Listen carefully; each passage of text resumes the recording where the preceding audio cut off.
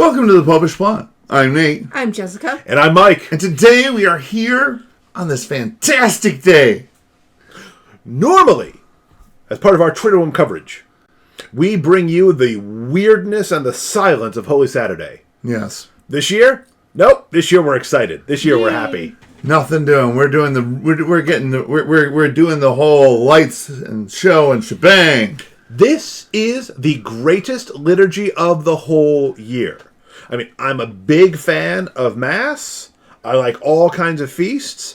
Love me some Christmas. I love Easter. Oh, poor dinosaur.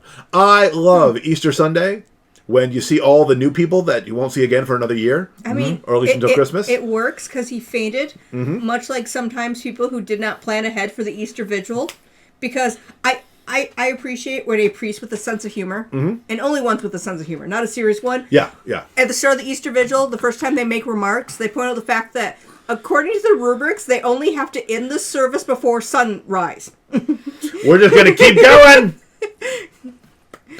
You're all my prisoners. We're going to read the whole Bible, or at least it seems like it. So, what's great about the Easter Vigil, if it's done properly, you will have an endurance test. You will have altar servers pushed to and possibly beyond their limits. Fainting, not unusual at the Easter Vigil. Yes. I don't know, because of course we filmed before this, who is going to be in charge of the Easter candle, because the head altar server thinks that the freshman in high school can do it, but he can't. He might be able to, but there's a someone who was in their mid-20s whose wife gave him permission to go and essentially be the brute squad for the Easter candle. A freshman in high school? Yeah. So I don't know if I could have carried an Easter candle at that you point. get to see great things. We've seen the angel Kenithel at the Easter Vigil because you have to light a fire. Angel Kenithel. That was fantastic. You cannot have the Easter Vigil without that fire. For people who don't know that, it was simply that the Easter light was right behind our deacon Ken. The fire. It looked like wings. Yeah, it was a very windy day. It looked like he had flames. He was standing in between the camera and the fire is going whoosh. Yeah. So, but of course, this is another thing, is that it's a fire, so basically you have to light it outdoors, but the weather is very unpredictable. It'd be in some ways, it'd be a lot safer to light the fire indoors. That's why Holy Redeemer actually stopped going outside. I know. Yeah. It's still a fairly good fire. Like, they got the little Jenga tower of wood, and then, all the last year's holy oils and stuff in there. All the oils. Oh, it's great.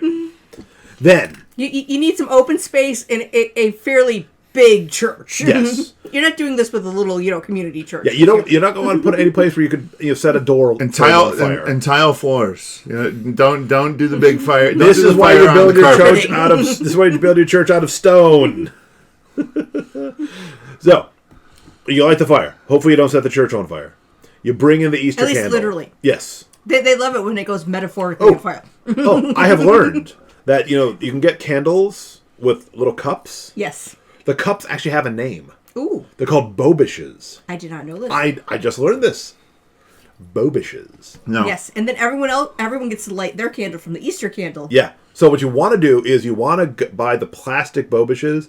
I understand the desire just to use the little paper ring, but that's still going to end up with wax all over your church. Mm-hmm. Spend the money for the plastic Bobishes, and then get your Bobish a Bobish. Mm-hmm. So that way the wax that gets through all the little holes at the bottom that make it so that the candle can fit through the flexi bit. I've seen them where they don't have it. You actually put the candle in the top. Oh, and then it's just like a handle? Yeah. So it's sealed, no wax. Oh, we might have to get some of our own. That's what I'm saying. I did tell an acquaintance who has about a 3-year-old. Now you know what to look for. That they're doing the Easter Vigil, and I'm like, oh, that is hardcore. What you do is you get a LED candle for them, because officially they're baptized. They're a Christian. They're allowed to have a lit candle at the Easter Vigil. But no one wants a 3-year-old having a candle. Yes. Let me also say, I know this is off topic, but let us make a bigger deal out of St. Lucy's Day. For those of you who are afraid of setting girls' heads on fire, and Jess will put a link to when we set her head on fire, you can use LED candles. LED candles. And besides, that episode proves that you can do it safely, because we had all the candles lit on Jess's head and she did not catch fire. However, I did have the grandmother who wanted to essentially do charm school, so I spent a lot of my childhood walking in heels with a book on my head. I feel like I have a set of skills that the average person does not have. Which is why we are arguing for most girls to use LED candles. Yes, she has a particular set of skills. They're useless. She's the female Liam Neeson. Okay, here we go. Then it does surprise the children occasionally, but besides that, useless. you get the Exsultet. The Exsultet is a great song, which is sometimes sung very well, sometimes sung very poorly. But usually sung but usually if it's done right, it's sung in the form of a chant. Yeah, well, that's what I mean. Not actually sung, but chanted. It should be. It's officially supposed to be done by the deacon. Yep. But not all deacons can sing. So there's either have a deacon who can't sing, chant it, have a layperson do it who can sing, or skip it. And, skip it is the worst option. I'd rather have a deacon just read it. Have a deacon just read it. I've heard a priest chant it. I've heard a layman do it really, really well. Mm-hmm. Yes, we have an amazing layman who does our Exsultet. I'm pretty sure he could do it in his sleep the number of times he's done it, though. Well, given how late it is, he may well be doing it in his sleep. Because the Easter Vigil can't begin until after sundown, at least in our diocese. Yeah. Like the bishop tells them what time they're allowed to start. It might be, technically it's not quite, but it's close enough. It is what is considered officially sundown. Yeah. And of course that's necessary because Easter is a highly movable feast. It can move up to 5 weeks. So like right now it seems like Easter is really late simply because we had so many early ones in the last few years. Yeah. But this is well within the normal range. Well, I mean it is towards the end of it, but yeah, it's not extreme. I think it's mostly the fact that it didn't even start until March. Mm-hmm. Like normally Good Friday is in February. So it felt real. Yeah, you mean Fat Tuesday? Ash Wednesday is normally in February. Mm-hmm. So well, either one. They're one day apart. Yeah, if one's in February, probably the other is also. But it could be March 1st. Mm-hmm. So then you get readings. So many readings. So many. All the readings. I mean, if your parish is doing it right, you should get Genesis, one of 2 psalms, more Genesis, another psalm, Exodus, with a psalm from Exodus, Isaiah with a psalm, more Isaiah within a psalm from Isaiah, Baruch with a psalm, Ezekiel with a psalm or a psalm from Isaiah or another psalm, and then Romans with a psalm, until finally the gospel according, this year because it's year C, the gospel according to Luke, the resurrection of our Lord. Yes, on one hand, if you're picking what your first mass is going to be, this is a horrible one because it's forever long. However, if say you are on your deathbed and you want to become Christian, if you go to this mass, you will know all the main points of salvation history. Counterpoint, this is the first mass you should go to because after this, all the others will seem short. If you start off thinking, wow, every Sunday we do 2.5 to 3 hours, the normal hour, it'll fly right by. But that's it? It was done? Yeah. We barely started. What's great about this is if you don't start with like stations and you out of standing and sitting, you're gonna like need to ice your legs afterwards. Good Friday is leg day. It's wow. Because if you have stations earlier in the day, and then of course there's all the intercessions during the liturgy, Good Friday is leg day. I do love the person who pointed out how we start with the people who are the most closest to us and go all the way to the farthest away from God. Yep. And then we add the politicians at the very end. Because they're the farthest from God. The church is very deliberate about this. It's like Catholics, other Christians, the Jews, other people who worship God, atheists, politicians. Of course, those who are in the outer darkness. Of course, once you pass the gospel, you get to the liturgy of the... Well, you almost get to the liturgy of the word. You're not quite there. Liturgy of the Eucharist. But you're not quite there yet because you've got all the baptisms and confirmations and... So, if your parish is growing as it ought to be, and that is not to shame anyone whose parish that's simply stating what is the design.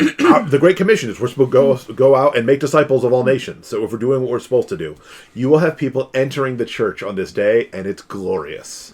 Because you'll have catechumens, who are people who are baptized for the very first time. So you see all their sin washed away. You'll often see them cry. Yep. You may or may not see them dunked in a tub, because some people insist on full immersion, which is awesome and messy.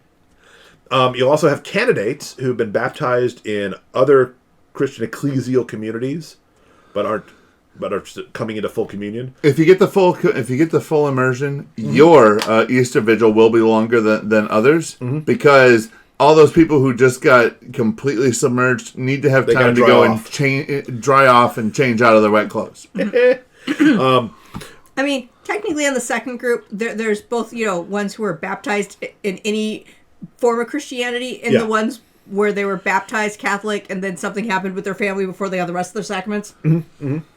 Yes. Yes.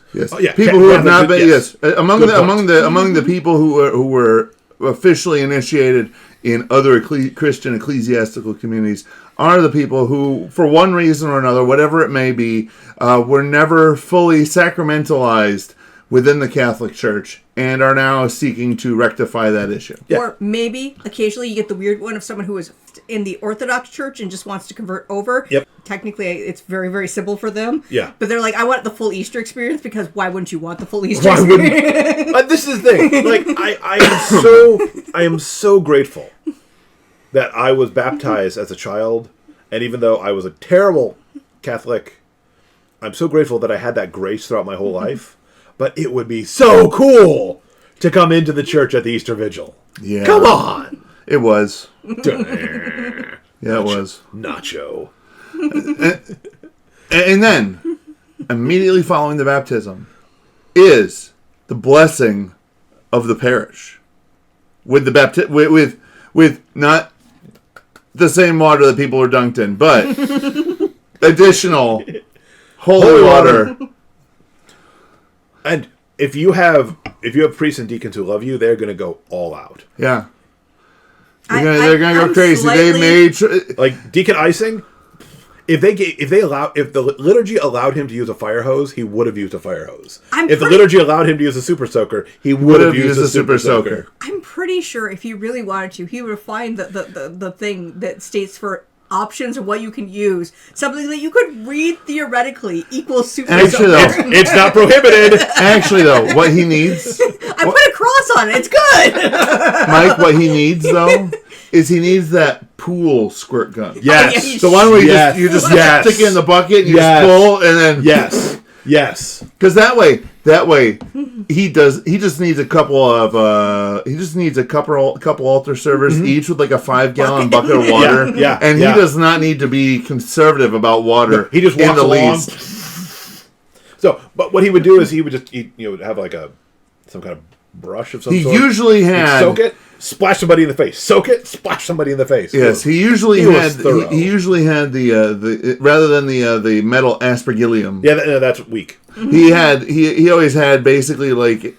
The collection it looked of like reeds? it looked like an end of a broom. Yeah, but like circular, chopped short with the handle removed off, and circular. For people who watch like the old timey cooking shows, like the it looked like a reed whisk. It looked like a reed whisk, but bigger. And if you fling it hard enough, it will just fall apart, and then not only will people get blessed, they'll have reeds thrown down on them, which happened. I have no problem with the aspergillium, except for the fact that it only holds this much water. It doesn't send out enough water. Yeah, you would just see.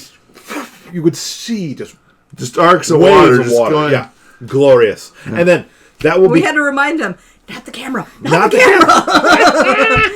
Do not douse the drums; they will warp. Oh, this is electric. Oh. This will continue in a less extravagant form throughout Easter as we constantly renew our baptismal promises. But you'll notice as the weeks go on that the soaking gets less and less, but it is most intense at the Easter Vigil, and it's glorious. And then, of course, my second favorite part after the sprinkling of water is the liturgy of the Eucharist. After multiple days of not really being able to experience the whole consecration and yes, technically this is the end of the Mass that started on Thursday. But this is the first time that the Eucharist has been consecrated in 48 hours. Good Friday is so weird. It's the only day of the year on which the Eucharist is not consecrated. Yes, there are no Masses on Good Friday. There's no Mass on Good Friday anywhere. Also, all the Eucharist. tabernacles are empty, so when you get to church, you're just kind of like what do I do? And the correct answer is bow to the altar. But you need to know it once a year, so you're just kind of like, wait, something's wrong here. Yeah. You'll see people genuflect just out of habit. You see other people who they say they palpably feel an absence. It's wild. Yeah. Especially because up until after the end of the service, Yep. the Eucharist is there. It's just back in the... Yeah, but it's not there. It's not there. Oh, and it's just there's so much joy on the Easter Vigil because you've got the people who have received baptismal grace for the first time. They get to receive the Eucharist for the very first time. Yeah, all the people who are confirmed where they're adults, so it's not as weird asking to smell them like some random person's baby for a baptism. Mm-hmm. I don't know. I feel like that's actually backwards. I feel less bad about asking if I can smell the baby than walking up to an adult who is just confirmed and be like, "Excuse me, do you mind if I smell your head?" I'm not. You got the new Christian smell. You got that new Christian smell. I need some of it. Everybody loves new baby smell, but on the Easter Vigil, it's pretty fine to ask somebody to smell them. It's like, I got so much chrism, it's great! Again, especially if your priest is being like generous and it's overflowing. Just saying, going up to an adult and asking to smell their head feels on weird that for me. one day, it's fine. It feels weird for me. Any other day, yes, I Feels agree, weird. weird. One day, it's fine. Weird. Fine. Okay. But anyway. And weird. We're discussing stuff. We're not even, we didn't even, get to the fact that we finally get to say that word that we say in front of the gospel again. And it's the best because you haven't said it in in a month and a half. And we get the Gloria again, which we technically got on Thursday, but it's not as exciteful Gloria. Yes. it's like a somber Gloria on Thursday. It's everything. Whatever there is, all the bells and whistles, they're all there in the Easter Vigil. And we get our bells back. We get the bells back after you have the clackers. Clink, clink, clink. Yeah. Oh. You can't clink to the sound of a TARDIS. Plus, this doesn't start until 8:30 or 9 at night, so by the end of it, people are way past their bedtimes. They're a little out of it. They haven't been eating much the last 2 days, so there's just this glorious explosion of delirium, and then you have a party. My favorite hopefully. my favorite Easter Vigil memory, though. I know you're like next year probably for your parish as a party. Well, Or did you... I'm bringing the party with me. Ah. I have several flasks. I'm bringing the party.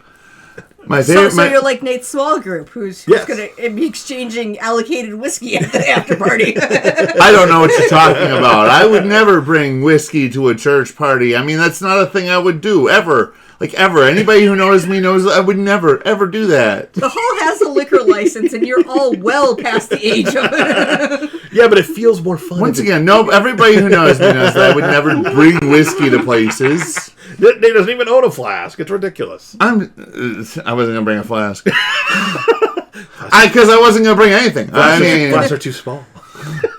They are, seriously. 8 ounces does not go as far as you think.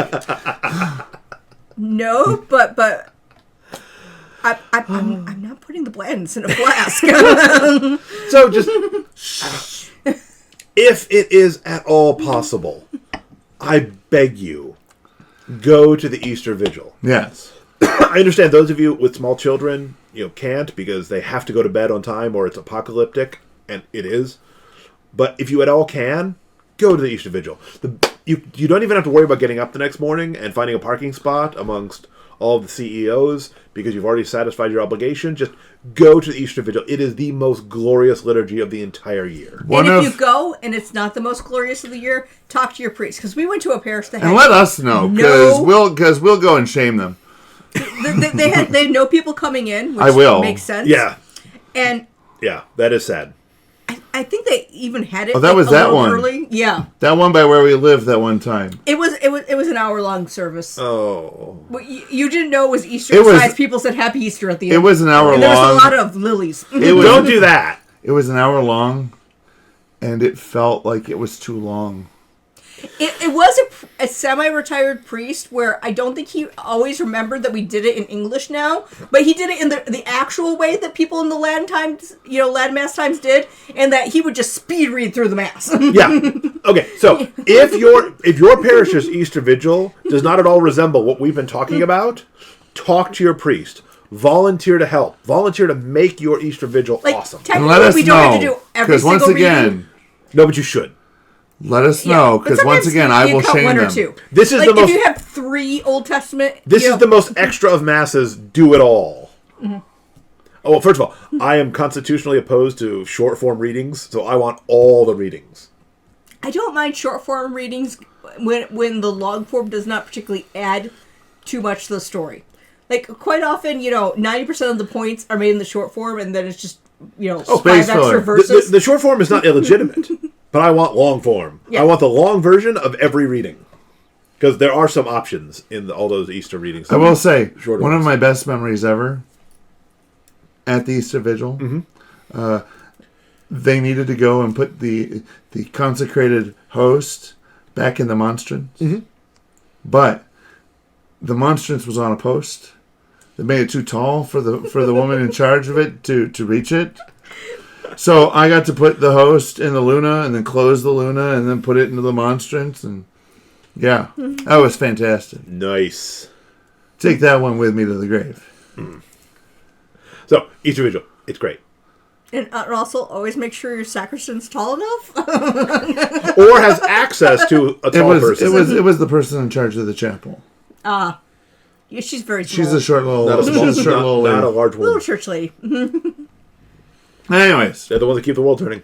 I mean, that's how it works. Because she found a tall person and said, you're going to do this. And no one's going to tell her no. What a gift she gave to him. Easter Vigil, if you can go, do it. If you do go and your response afterwards isn't, why wouldn't you want to be here? This is the best show of the night, of the week, of the year. You need to talk with your priest about fixing that, because it needs to be the biggest, brightest show of them all. Or inversely, they should talk to their priest because clearly there's something dead inside them that needs to be made alive by Easter.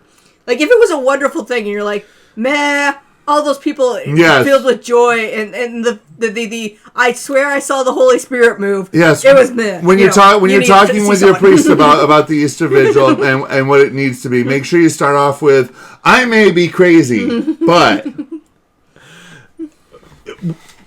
we here at the Popish Spot especially do not believe that the feels are essential for worship. Yeah, but they're nice. It's a longer discussion for a whole episode. But if you don't feel something after the Easter Vigil, you've done it wrong.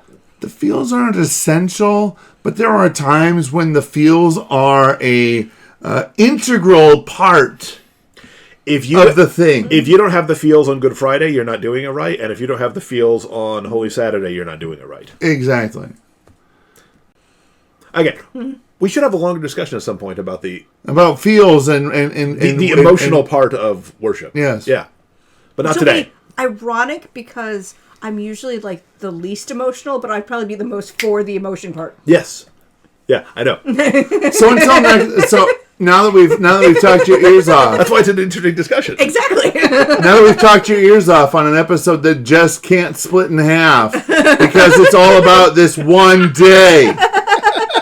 And it can't go and she can't put any of it on the day before because there's already an episode that's all about that day. So comment below about whether or not your Easter Vigil is awesome or lame. Give this episode a like, subscribe to our channel, ring the church bell to be notified when the next episode is uploaded. And I believe that we've got bonus episodes all next week. Yep. Which is going to be sweet. And or at least through next week, Through next week. And until next time, remember to live your faith. Love your faith. Share that love. I could cut it up. That would be hilarious. But I'm going to go with it's extra long, like the Easter Vigil.